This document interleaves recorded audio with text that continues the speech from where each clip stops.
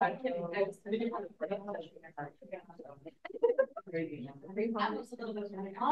are going to get started. Hello, thank you so much for joining us tonight. I'm Rachel Ropella. I'm the Artistic Director of Melancholics Anonymous. And we are so excited for you to join us for a reading of What If This Was a Wedding by Julia Jennings. Our team here has worked with Julia for the past 2 weeks on this piece. There's been lots of edits, lots of discussions and changes. So we're so excited for you to join us tonight. This is a half-hour reading, so kind of a short one act. We'll have a little break afterwards, so if you want to grab beer, it's that way. Bathrooms, that way. We hope afterwards that you join us for a very special discussion with the playwright. She'll be zooming in with us from Maine and talking with Chenoweth, our literary manager. We have one more reading coming up, which is Nepish by Asher DeForest, and that is going to be on January 27th, right here. So we hope you join us for that. And there's more exciting things coming from us this February. I'm going to pass it over to our cast now so they can introduce ourselves and let you know a little bit about the world of this play. Thank you so much. Hi, my name is Hannah Twitchell. I will be playing Gail. Gail is 76. She's an elder at the meeting house, and there's something about her, maybe a little bit gaudy. My name is Stephanie. I'll be reading for Sullivan. She's 27 and Fran's lover. Hi everyone, my name is Claire. I'll be reading for Edie. She is 62 and Fran's mother. My name is Anneliese. I'm reading for Livia. She is 29 and Fran's older sister. Hi, my name is Mady. I am playing Janine, who's 23 years old and Fran's younger sister. Jeffrey, stage directions. What If This Was a Wedding by Julia Jennings. We are in an old, weathered, wooden Quaker meeting house in upstate New York. There's a broad circle of chairs or benches. It is a late December morning. It's a funeral, a Quaker funeral, in which those gathered stand to speak when they feel called to. Sullivan, Edie, Livia, Janine, and Gail sit scattered among the funeral goers.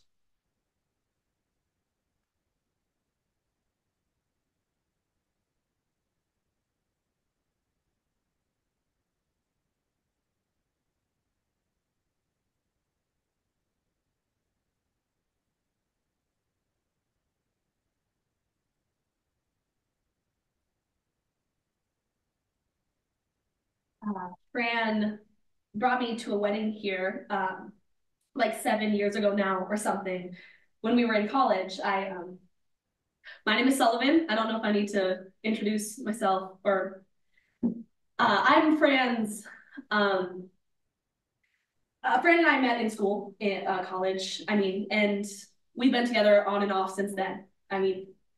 Of course, that all became very complicated when she moved to Alaska last spring. But we went to this wedding. I don't remember exactly whose. I think it was a woman named Maria, and I think that Fran was in love with her. She never said that, but I could tell just by how she was watching, and God, I was so jealous, and the whole thing was just so uncomfortable. I just had never been to a place like this before, and I wasn't used to the silence. So Fran and I fell into this deep, uncontrollable urge to laugh. But of course we couldn't because everyone was silent. So we had to be silent. And so whenever anyone would say, stand and speak or deliver a message, whenever someone said anything, even remotely funny, we would just laugh hysterically and try to get all of the giggles out while we could, like it was acceptable to be laughing. And of course I'm not saying that that's the case today. Of course not. But I just this feels so similar somehow. Oh, Fran. She told me once that in the Quaker tradition, the only difference between weddings, funerals, and like weekly meetings are how people are dressed. People stand and speak if they feel led. The only difference, like the ritual is all the same. You know, people stand and speak if they feel led, and the only difference is if they're in black or in nice dresses, or I suppose that you would all know better than me, but whether that's true. But I still think about that a lot. Anyway, I did write something ahead of time. I know I'm not supposed to. I know we're supposed to be divinely led to speak, but it just felt too important, and I didn't want to fuck it up. So,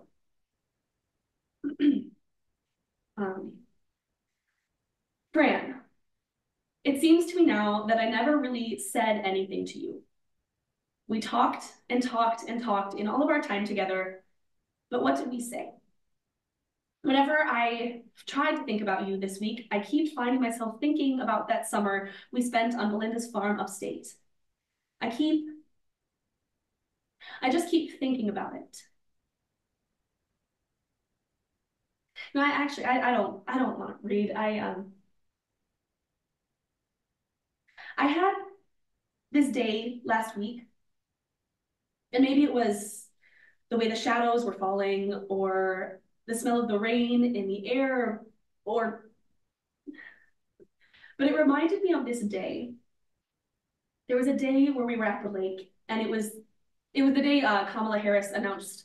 It was the day they announced Kamala Harris was nominated as vice president, actually, and we had been harvesting calendula all day. Do you remember that? We're bent over in the sun all day, and our fingers were stained orange and yellow and green, and we reeked of pollen. And after dinner, we snuck away from Belinda's house, and the stars were just starting to come out. And then we went to the lake, and I was floating on my back, but you just kept diving and swimming and diving and swimming, and you just kept diving back in under the water, and we were exhausted, and I didn't know why you were doing that, and I laughed, and I remember laughing up at the stars and feeling so free, and I jumped onto your back to hold you and say, Fran, come on, just rest for a minute. But you broke away from me. And later on the dock, as we sat back to back, breathing into each other, you said to me that you were searching for something, but you didn't know what it was. And I laughed, Fran, but I shouldn't have. You said it was all so divine. The world that night, you needed to find it all somewhere and distill it down to a bead that you could hold on to. And maybe you're just being obsessive compulsive like always, but I think I'm starting to know what you mean. I feel it. Sometimes I feel it about you. Actually, I feel like I'm searching all of our moments together, searching my memories of you, everything you ever said to me, your voice, your mouth. I keep listening to the voice memos that you would send me because I need to find something, to distill something down, some piece of you that I can hold onto. I don't know. maybe that's selfish, but I know that you were searching, Fran, and now I'm searching too. We've lived so much life since then, but for some reason I keep thinking about the beginning, because maybe it was all so complicated at the end, but now I'm thinking about Belinda and her selling $400 sheepskins and saying that she was challenging gender norms by wearing cargo pants, and just how silly all of those people were, drinking wine and playing soccer at the homestead and opening rock climbing gyms in town. And I don't want to be thinking of any of this. I don't want to be thinking about Melinda and her cargo pants, but it is a whole lot easier than. So, okay. I'll bite. I will search through all of those, whatever, memories, and maybe I'll see you there. Franny.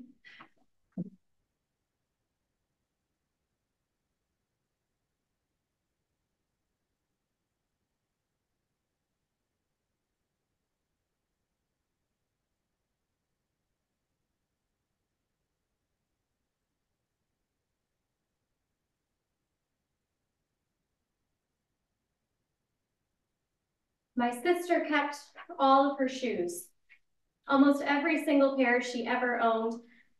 I found them 2 years ago when I was visiting her in Sullivan's apartment in the city.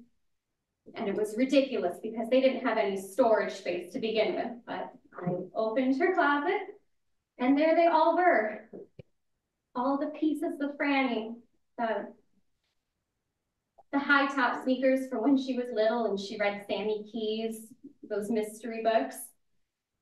She wanted to be just like Sammy Keys. She was so easily influenced. So she made me and Janine learn how to skateboard with her that summer. She wore high tops and started playing softball. And then there were those yellow welly boots from when she was preppy in high school. And she loved that family in Newport who sold those fancy rope bracelets, and the wife had a blog. Oh, Janine, what was that blog called? Classy girls wear pearls. Classy girls wear pearls. God, she read that awful blog. God, Fran, what were you doing?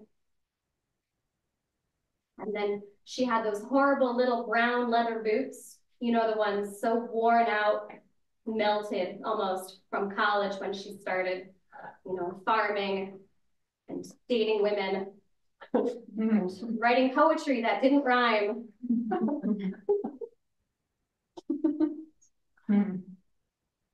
And I knew exactly why she kept them. As soon as I found them, I'm sure a lot of you know this story actually. Franny and I couldn't stop talking about it when it happened. But when I was 16, so Franny was 14 and Janine would have been 10, we visited our grandmother in Pennsylvania for Thanksgiving, and we spent the entire day sorting through her closet with her, you know, to get rid of things and donate them to Goodwill. I mean, this woman was 96 years old and she had her entire life in that closet, just like old lady brooches, and there was a hat from a parade from when she did high school, and all sorts of shoes, her wedding shoes even, and coats and boxes of old photos, her children as babies, photos of trips to Ireland. And so we got to see her entire life that day. She got to see it too. Well, and then she died that night, my grandmother. None of us were expecting it. But Franny snuck back into her house before the funeral and took the wedding shoes out of the closet, and she slipped them into the casket at my grandmother's feet. I think it was after that that Franny started keeping her own shoes. They were, you know, her life. Those are all pieces of her. And I know they're all there. All of her shoes, they're now in that gray closet in her little apartment in Alaska. Well, all except her hiking boots. She got those when she moved to Alaska, you know, after she read. Last week when we were there, I just went and I leaned against the closet door and I breathed it in, I couldn't. I mean, I couldn't open the door because that's her. You know? That's Franny. She's in there. It's just like my sister. In all things, she was always so intentional. She treated everything like it was significant. It drove me crazy sometimes. I think she needed desperately for it to all make sense in the end.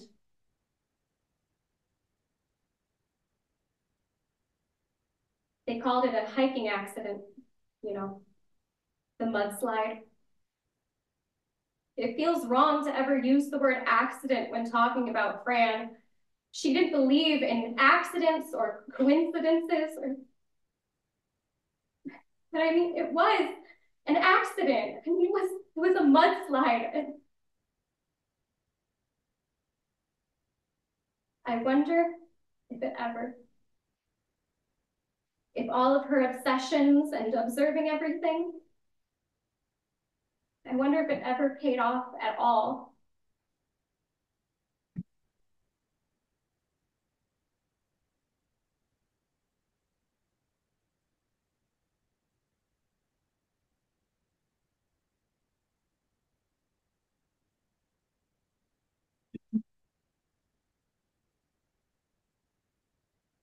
I started reading Joan Didion's book, Blue Nights, 2 years ago.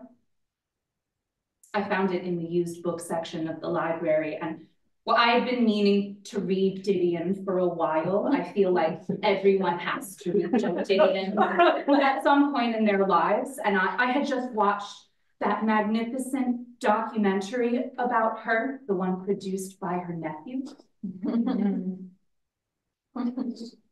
But the day I started reading it, Joan Didion died. Right after I started reading the book, and if you know of this book, it's Didion writing about the death of her daughter, and she's pondering her own mortality too now. Because she was already an old woman. This was written in 2010, I believe. And it was all just too strange, reading her thoughts on death while she was dying. So I put the book down and didn't pick it up until this winter, until the day Franny. I was reading it the morning they found her car.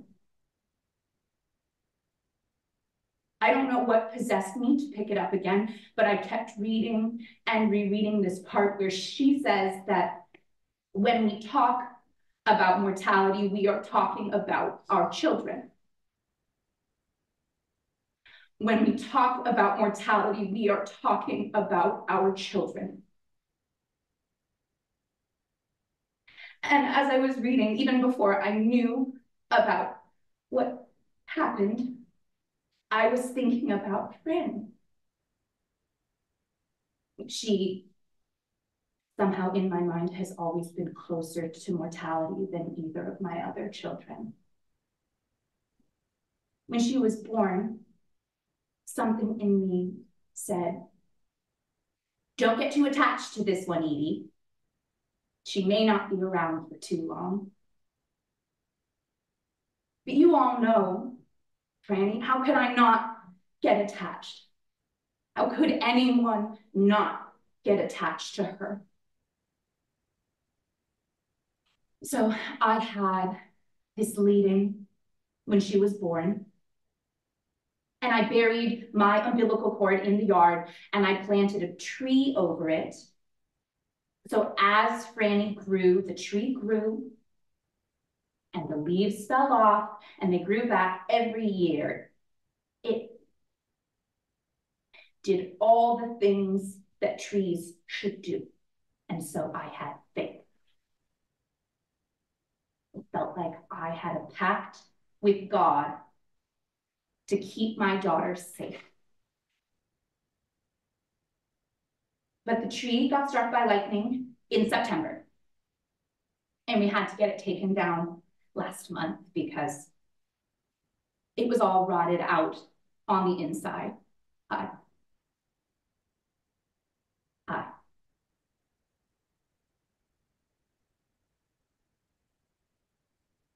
I can't even think about meaning right now, what it all means. But I just keep thinking about Joan Didion and mortality and children and trees. And I'm comforted by the knowledge that Franny is here with us. I know it. I can feel her here. No, she's not. I don't think she's here.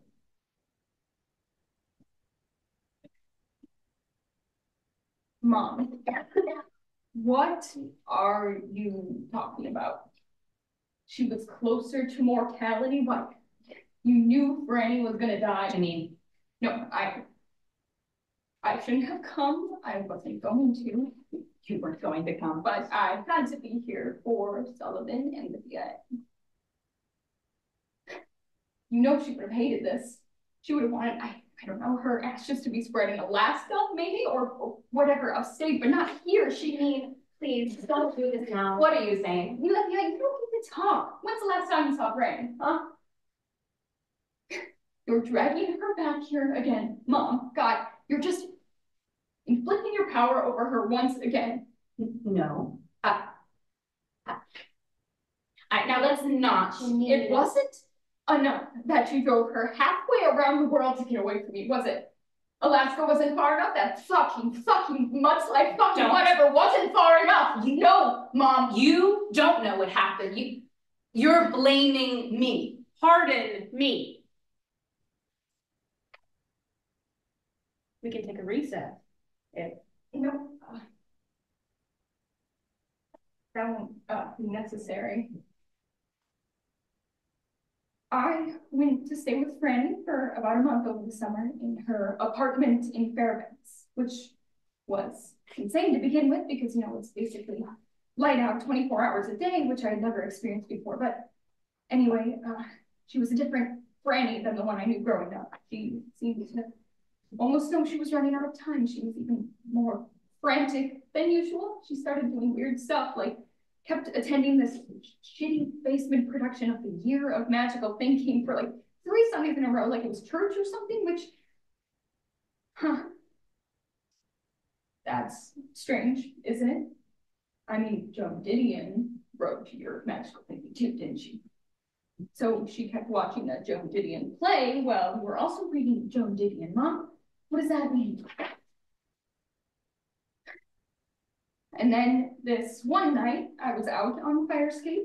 That's where we would hang out at night. I mean, it was basically daylight, and she climbed out holding a pomegranate, which, like, was random. I don't ever think I've seen Franny eat a pomegranate before, but she just started cutting it open on a plate balanced on her knees, and the seeds kept slipping over the edge and raining down, but she didn't seem to notice, and she started asking me all these questions about mythology, like Demeter and Persephone, but I didn't know, and I didn't know why she had the pomegranate anyway, but the insides of it looked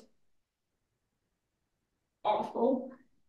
Like a heart split open in her hands, dripping and bleeding and running down the plate and her legs, and Franny stood there brushing her face, hair out of her face, like wildly with her wrists because her hands were covered, I mean just covered in this pomegranate juice, you know, with blood. And I mean, it sounds funny actually, or weird now to talk about it, but there was something scary then, something out of control in her eyes, which for someone who was so hell-bent on being in control of everything, always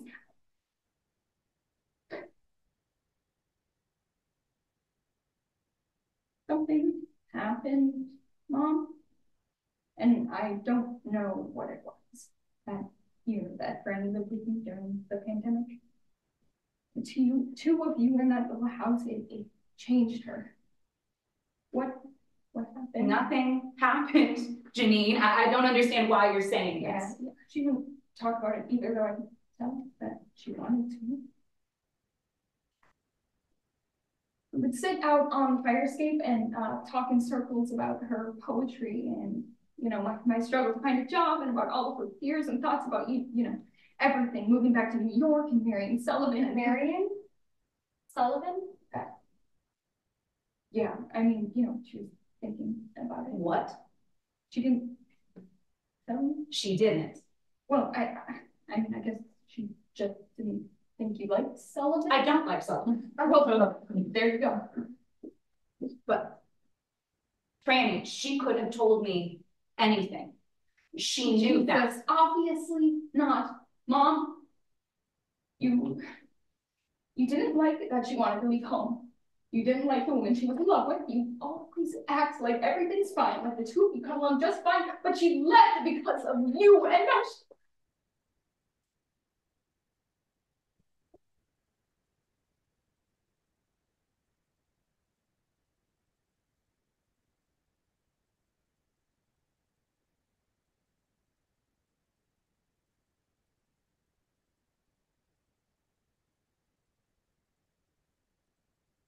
She was in love with me. She told you that? yeah. I mean, you're gonna get married. Well, yes, but I mean, she did leave me and move halfway around the world 9 months ago. And well, we would still talk, but God, hurt. And well, what does it mean to be in love with a person? Anyway. I mean, I was in love with her. But she always said to me that her life had been a collection of odd intimacies, and she could never really imagine what it would mean to be partnered, you know, to be with someone forever. And actually, Edie, she would talk about you. She had this horrible fear that maybe she was always a very selfish person. She was worried that she had failed you somehow as a daughter, that she shouldn't have gone away, and well, how could she ever commit to me if she had never forgiven herself for abandoning you? And that's why she went home to live with you during the pandemic. Did she tell you that?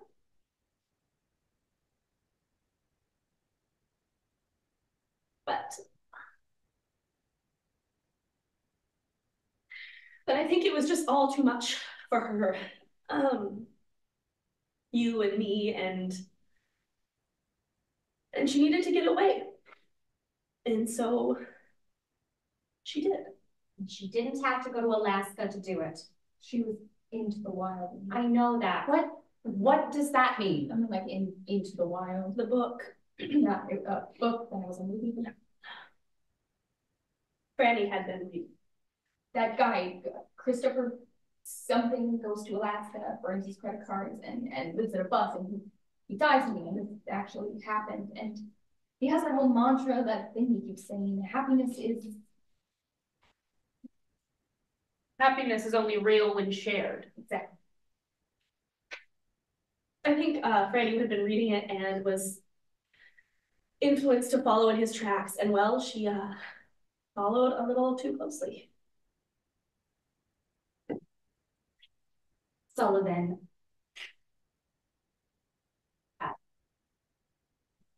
It's really not that I didn't like you. I think from the beginning, she told me that meeting you was like coming home. And I know that I was never able to She just wasn't like Livia or Janine, you know? Like, I think we were just too similar, Fran and I.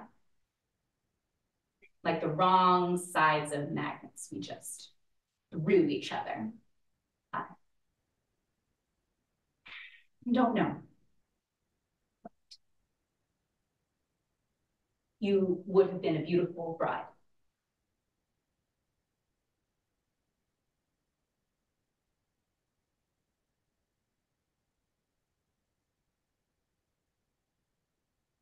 Funny being back here. Whenever I pictured our wedding, I pictured it here. I've been here so many times in my mind.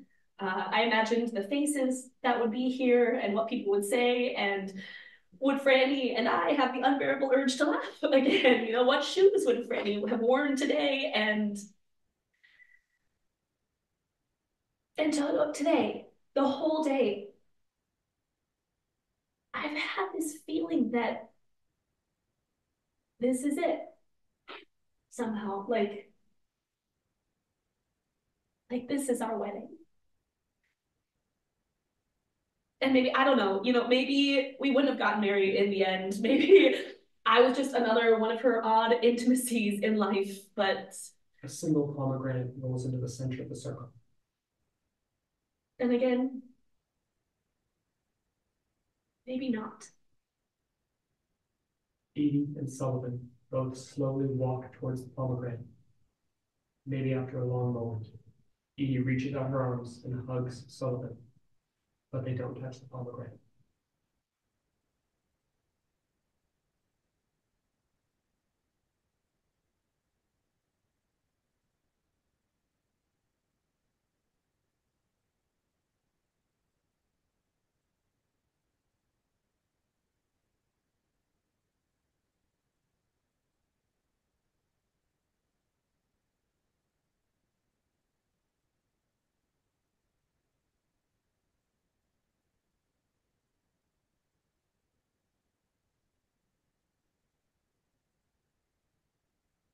I would paint portraits in the meeting house after meeting.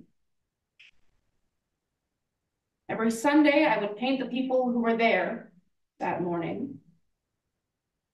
Different person every week. Franny found me here one day. She started to sit with me, maybe for 6 months. She would come and sit with me after meeting. She asked so many questions while I would paint. Seemed like she would scribble down everything I said, talked about my work with the United Nations, painting, husband. She kept digging, kept asking, began to wonder what she was looking for. So some Sundays I began to ask her questions about what she was writing, about what she was seeing. And I realized as she spoke that life to her was all the grand play. She had all of her players, all the people, all of her people, and she was obsessed with arranging them. Trying to pull the strings to arrange the scenes, the rooms she wanted. She would push people to come, go. She would time out interactions, exits and entrances, establish the conversations that needed to happen. Seemed kind of like magic. If you didn't know the intense specificity and detail behind it. And that's what she's still doing, right? I mean, she is here. You know she's here. You can call it control. You've heard that word this morning.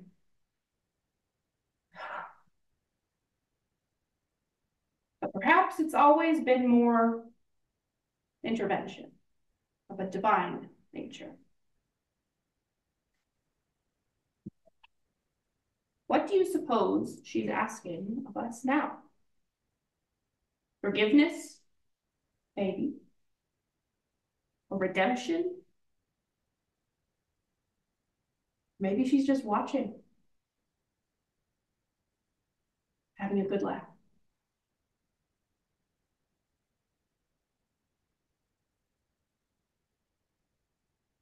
Well, we're about at time. If you would please join us for the reception in the lobby to conclude our memorial. Good morning, friends.